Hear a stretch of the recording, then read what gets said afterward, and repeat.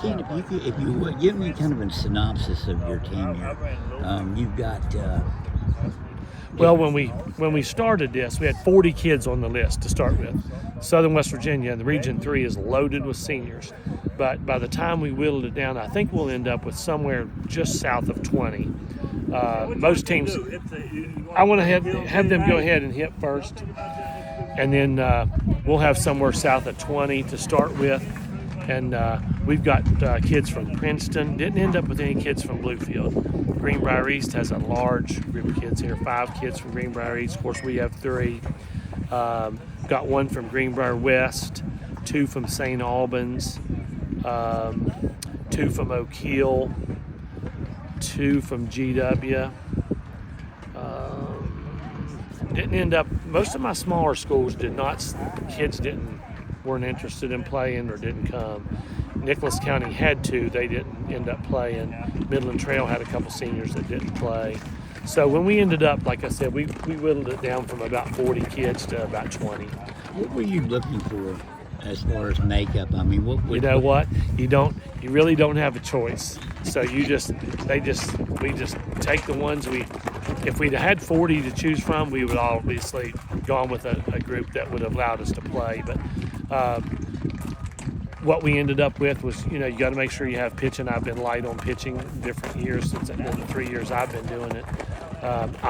Buckland didn't play, went on a cruise last year. My 2 players, I coached North-South, and Kendall Martin and Delaney Buckland didn't play. They went on a cruise. So those are the kinds of things you lose. And a lot of these kids are traveling, getting ready for college softball. So, it's hard to get them. So we wanted to make sure we had, catching, pitching. Did you do it position-wise? We try to. Yes, Okay. yes. That's what we try to do.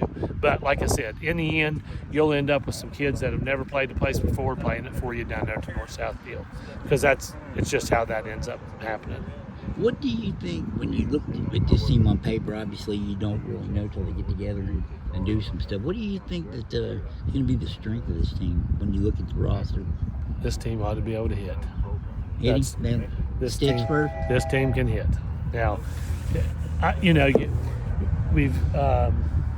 we've got some pitching. We'll see once we get everybody here, how much pitching we have. But if they all show up, we'll be good pitching wise, but we should really be able to hit and should have some great defensive players. This thing is fun to coach because you don't have those.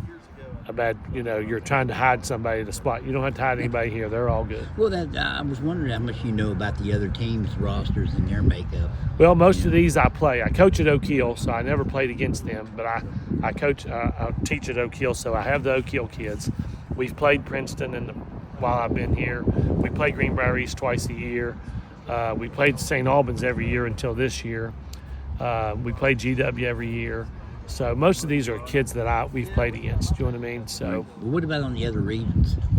You know much about those? Or is it and again, just kind of a when you look down the roster, some of them will play and some of them don't. But most of those kids, when you look at that All-State ballot, it's littered with All-State players. So typically, you get a lot of good players in this. How much fun is it? I mean, every coach says they want to win. I think this might be since this is your final year doing it, you're handing it off to Aaron. We'll hand it off to Aaron Ambler this year. And how much do you want to win then? I mean, listen, I want to win every time.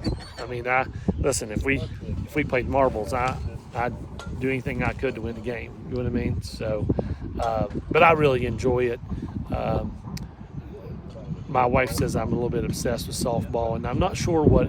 I think if you're a baseball purist and you get into good quality softball at the level we play now, you become a fan of softball because it's small ball, it's stealing bases, it's moving runners. I mean, it's a fast game. If you sat and watch the Women's College World Series, there's nothing like it. And that's where every coach wants to be, is at that level where you're kind of playing. Did you think it would be? Did you think? Is it shocking? When I thought about coaching softball, when I was driving down that road in 2014, and my daughter said, "Man, Dad, you sure have played a lot of baseball with Wyatt, her older brother." And I said, "Yeah, Madison, I have." Did she con you into doing it? And she said that softball job could be open. She said, "I'd like you to be the coach." And I said, "Well, Madison, you know what? I'll do that. I said, you're right. I've spent a lot of time at it. The first year was a big learning curve. Softball's different. You think it's a stick and a ball and it's all the same, but it's not. There's a big difference. So, but I love the game. I like the competition of it. A lot of people will coach their daughters, and then, that would be it. You have maintained this job and the quality of play at this school. Is that surprising to you? I mean, did you think maybe? You know what? In the first year that Madison left, I thought about it. That would have been the year that I would have left. And then, but you know what? My wife had that empty nest thing. I never had that because I just adopted 18 new daughters and went on. You know what I mean? So it kind of filled the void. I'd never been with one thing that I thought about when I did this. When Madison finished high school, I'd never been without sports. I'd never had a break from sports my whole life. Right. 7 years old, played baseball, tried to play all the way into college. As soon as I got out of college, I started coaching baseball, and I stayed with that until I came to softball. So I'd never been without sports. What do you find the most pleasure in? I mean, aside from winning, because I think everybody knows you want to win every game, and like you said, you do anything to try to win any game you're a part of. What's been the most pleasurable thing, especially when, coaching your daughter would be number one, I'm sure, but she's been gone for a while now.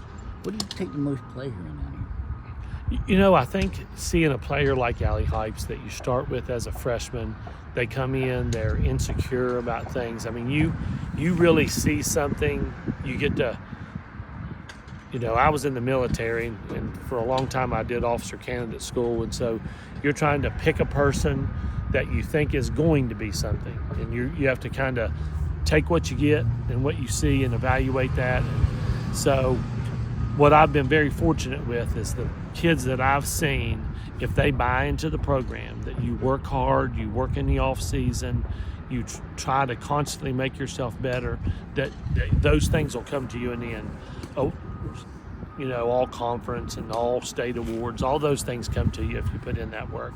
And so, I don't know, I take a lot of pride in that. And as well as, I'm probably the biggest advocate of girls softball you'll find in Southern West Virginia. I thought you were going to say something else for a second. Well, I'm probably the biggest one of those too, but especially if you ask some umpires, and some of these coaches I coach against. But like I said, I love the competition of it, and I like taking a kid that's you think is going to be something, and then you're shaping that person into somebody, not just a softball player, but a good person or a better person than they came to you.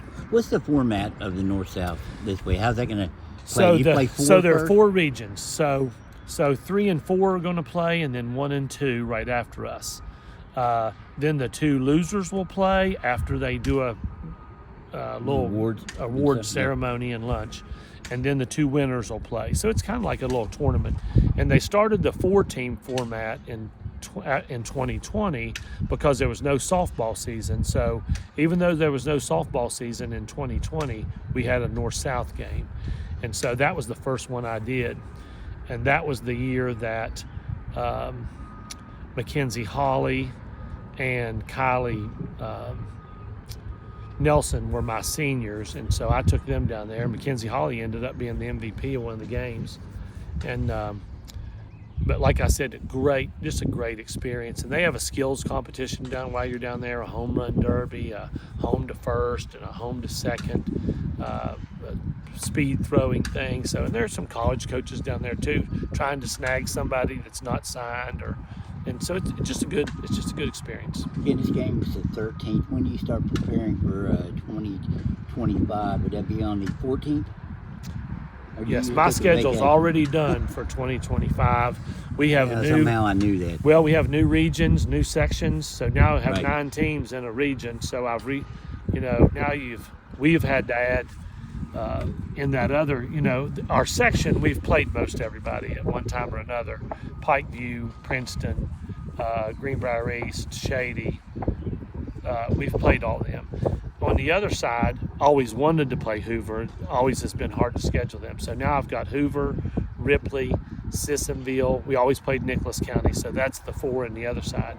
But we have the largest region next year in the state. So someone called me about scheduling today, and I said, hey, listen, I have 16 games that I have to schedule just in my region. I only get 32. Everybody else has got We six, play I 6, think. right? We play 6 at the beach. So you know what I mean?